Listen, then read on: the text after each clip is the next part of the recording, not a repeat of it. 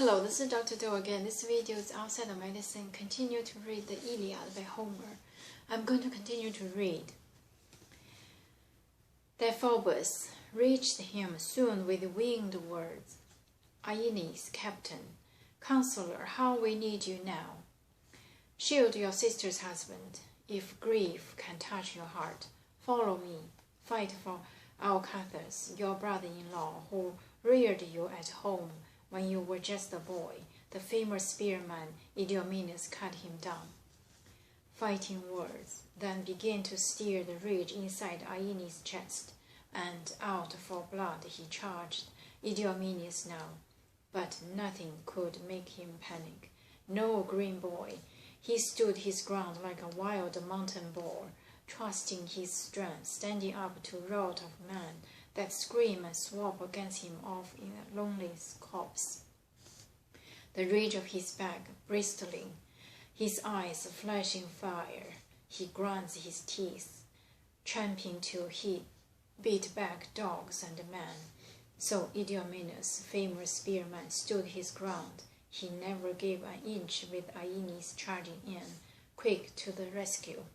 Idomeneus called his comrades, glancing fast at Ascalaphus, Apharius, Deipyrus, Meranis, and Antilochus, both strong with the war cry. He called them closer, his winged orders flying. Over here, my friends, I am all alone, defend me. I fear Aeneas terribly, coming on top speed, bearing down on me now and filled with power, enormous power to take men down to battle.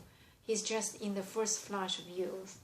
What's more, the greatest power of all. If we were the same age, I tell you, just as the same fury fills us both, at a single stroke he'd bear of glory now, and I'd bear it of myself.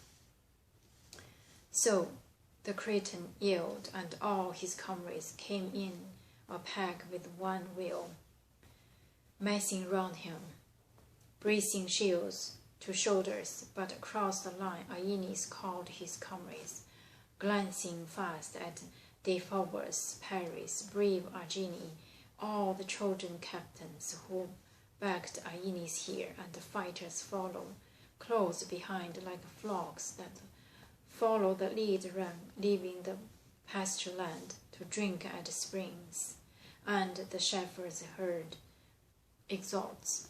So now the heart of Aeneas leaped inside his chest when he saw the flocks of fighters crowding in his wake.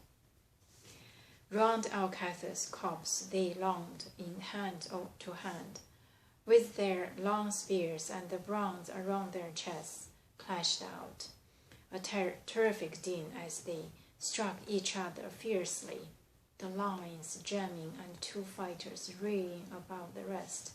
Idomeneus and Aeneas, both a match for Ares, charged with their ruthless bronze to hack each other's flesh.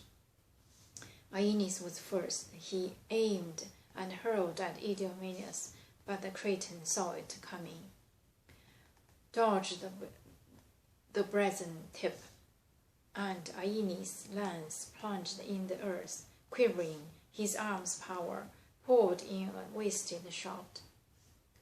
Idomeneus, he hurled and speared Onemus through the belly, smashing his corselet just where the plates join, and the bronze spearhead spilled his entrails out, and down the Trojan crushed. Grasping, clawing the dust, Idomeneus wrenched his dark shaft from the corpse. But as for the dead man's burnished gear, no use. The chief was helpless to rip it off his shoulders. Enemy weapons jointed him back with so much force, his leg buckled and all the driving power lost. No dash left to dive for a spear or dodge one. So there he stood, taking it all, beating away the ruthless day of death. No more running now, no quick leaps to sweep him clear of the fighting, just backing step by step. And Deiphobus taking aim with his big glinting spear, forever hating the man, and he hurled and missed again, but Deiphobus hit Ascalaphus with that shaft. Ascalaphus, son of the butcher god of battles, the heavy spear shaft ran him through the shoulder, and down he thundered, scraping, clutching the dust. But the giant bellowing Ares had heard nothing yet of how his son went down in the mountain carnage. On the crest of Olympus, under golden clouds, he sat, the god of war, held fast by the will of Zeus, aloof where the other deathless gods were kept back from battle. Still round Ascalaphus, fighter kept on, longing in.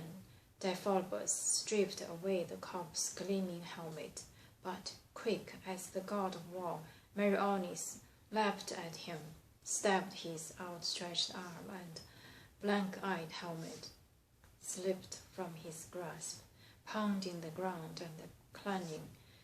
Meriones backed on attack. A savage swoop like a vulture yanked the spear from the Trojan's shoulder joint, and back he drew into crowds of waiting troops. But Pilate swept up close to Deiphobus' side, caught his brother around the waist with both arms, and dragged him clear of the heart-breaking skirmish, far downfield till they reached his team of racers. Standing behind the rear lines and rush of battle, their driver and handsome chariots held in tow. They back to Troy, they bore Deiphobus, groaning hard, in agony, blood from his fresh wound pouring down his arm. And still the rest fought on, relentless war cries rising. Aeneas, charging Aphareus, son of Caletor, split open his throat, just turning toward Aeneas' reaping blade. His head slumped to the side, shield crushing in on him, helmet too, and courage-shattering death engulfed his corpse. Next, Antilochus, watching them veer for the quick escape, sprang and stabbed him, slashing away the whole vein that runs the length of the back to reach the neck.